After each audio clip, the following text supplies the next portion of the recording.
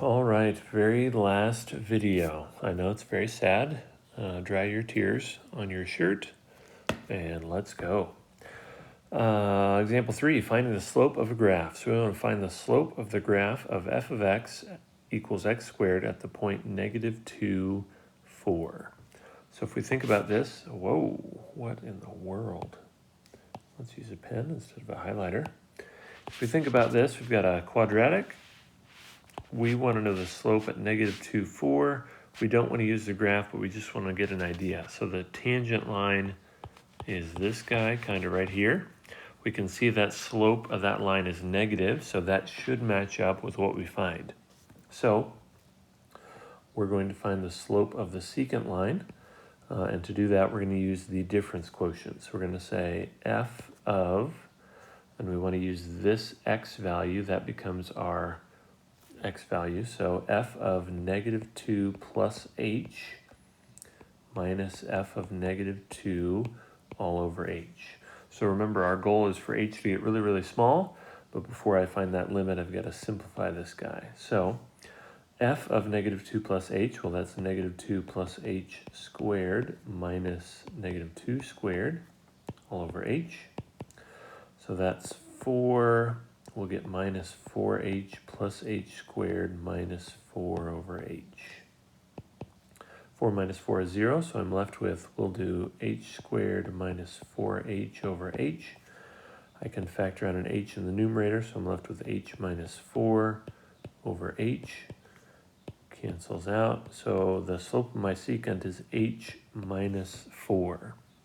So now I can take the limit as h approaches 0 of this thing, h minus 4. As h approaches 0, this limit is -4, which checks out from my graph. We knew the slope should be negative. We just found the slope at that point is a -4. So now we're going to find the formula for the slope, not just a slope, but something that works at any point. So they're asking us to find a formula for the slope of the graph of f of x equals x squared plus 1. We want to find the slope at 2 different points. So again, we're going to find the slope of the secant line. And we know that's f of x plus h minus f of x all over h. So if I evaluate this guy at x plus h, well, that's x plus h squared plus 1 minus x squared, should put parentheses around there, plus 1. X plus h squared, that's x squared plus 2xh plus h squared plus 1 minus x squared plus 1. So now I've got x squared plus 2xh plus h squared plus 1 minus x squared minus 1 all over h every time. My bad. So now x squared minus x squared is 0. 1 minus 1 is 0. So I've got 2xh plus h squared over h. Factor in h out of the numerator. I have h times 2x plus h all over h. The h is simplified to be 1. So I've got 2x plus h as the slope of my secant. So now we want to find the limit as h approaches 0 of this thing, 2x plus h. Well, if h is 0, then this is just 2x. So this is kind of cool. They're telling me that the slope of a point anywhere on this graph is going to be 2 times the x value. So the slope at -1, 2 is 2 times -1, which is -2. The slope at 2, 5 is 2 times 2, which is 4. If you think about it, this point on the left side should have a negative slope because it's going down.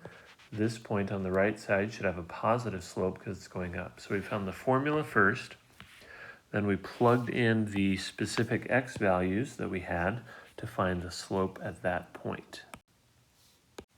So finally, the bridge to calc. In that last example, we started with the function f of x equals x squared plus 1. Use the limit process to derive another function, which we found was 2 times x, that represents the slope of the graph of f at any point. This derived function is called the derivative of f at x. It is denoted by f prime x, which is read as f prime of x. So, big calculus idea. The derivative of f at x is given by f prime of x equals the limit of f of x plus h minus f of x all over h as h approaches 0, provided that that limit exists.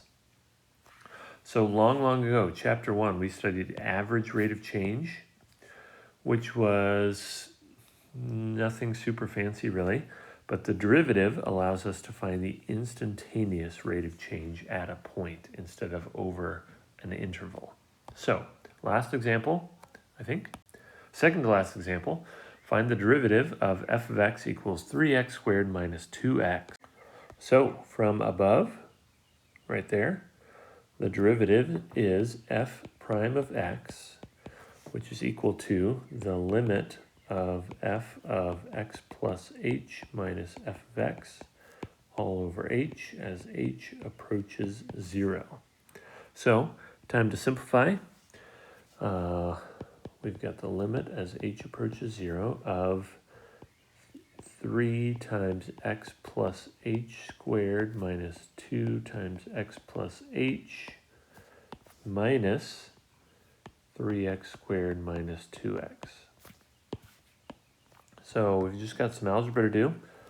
So the limit as h approaches 0, x plus h squared times 3, so that's 3 times x squared plus 2xh plus h squared minus 2x, we'll just say minus 2h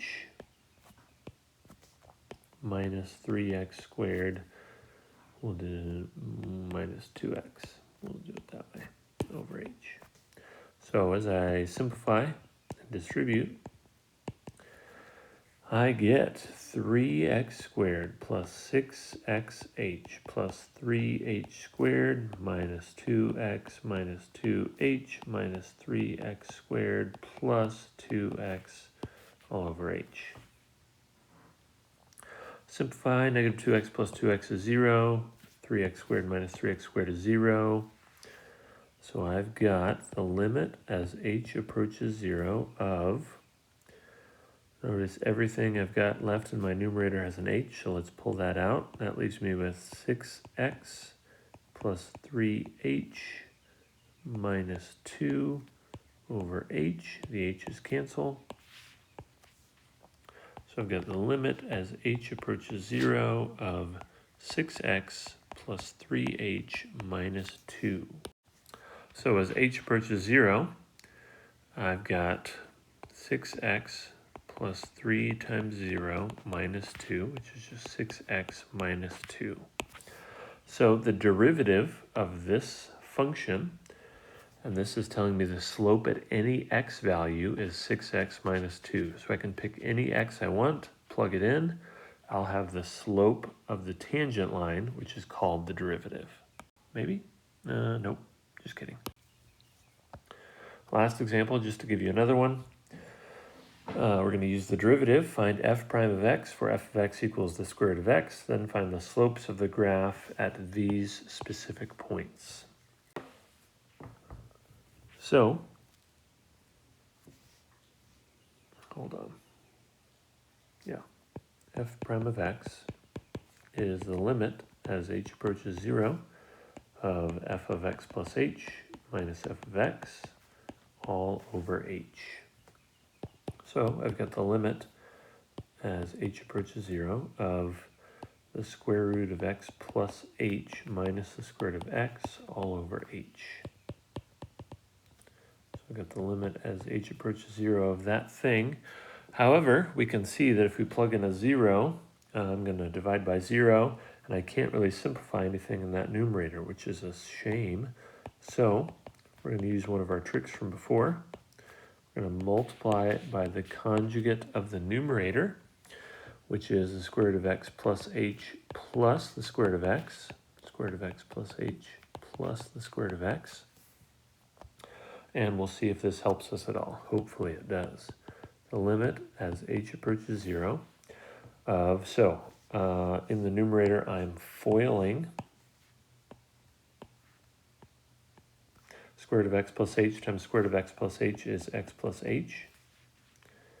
Square root of x plus h times square root of x is a positive x times x plus h. We'll leave it like that. Negative square root of x times square root of x plus h is a negative x times x plus h. And negative square root of x times positive square root of x is negative x. In my denominator, we'll leave it the way it is. We don't really want to multiply stuff out because we might be able to simplify. So the limit as h approaches 0, my numerator is just x plus h minus x over h times square root of x plus h plus square root of x. So the limit as h approaches 0, my numerator is just h.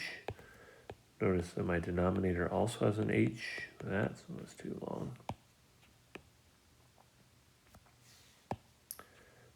Plus square root of x. So the h's simplify to be 1. I've got the limit as h approaches 0 of 1 over the square root of x plus h plus the square root of x.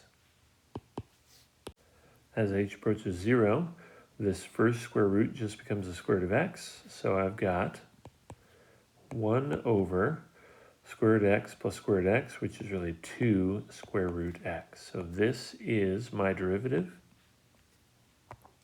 They wanted us to find the slope at these points. So the slope at 1, 1. So I'm going to plug in my x value for x. So I've got 1 over 2 times the square root of 1. Square root of 1 is 1, so that's 1/2. And the slope at 4, 2. They picked nice points for us. So if I evaluate this at 4, square root of 4 is 2. 2 times 2 is 4, 1/4. So I found the derivative, words are hard sometimes. The derivative is 1 over 2 times the square root of x. And I can find the slope at any x value just by plugging that x in and finding that slope. Happy summer.